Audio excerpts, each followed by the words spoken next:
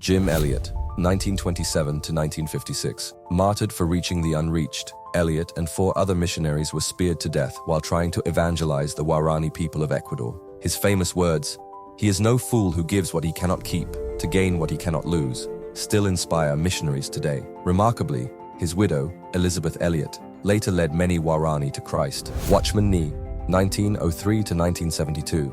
Faithful until death in a Chinese prison, Nee planted churches and trained disciples in China, but after the communist takeover, he was imprisoned for his faith. He spent 20 years in prison, writing and encouraging believers until his death. Richard Wurmbrand, 1909 to 2001. Tortured for Christ, a Romanian pastor, Wurmbrand was imprisoned for 14 years under communist rule, enduring brutal torture. After his release, he founded the Voice of the Martyrs to support persecuted Christians. His book, Tortured for Christ, exposes the cost of following Jesus in hostile nations. Graham Staines, 1941 to 1999. Staines served lepers in India for over 30 years. Hindu extremists burned him and his 2 young sons alive. His wife, Gladys, shocked the world by publicly forgiving their murderers, showing Christ's love in the face of unimaginable loss. The 21 Coptic martyrs, beheaded for their faith on a Libyan beach. In 2015, ISIS militants executed 21 Coptic Christians, refusing to renounce Christ. Their final words were, "Lord Jesus Christ." Their courage and unwavering faith became a powerful testimony of Christian resilience in modern times. Each of these martyrs left a legacy that continues to challenge, convict,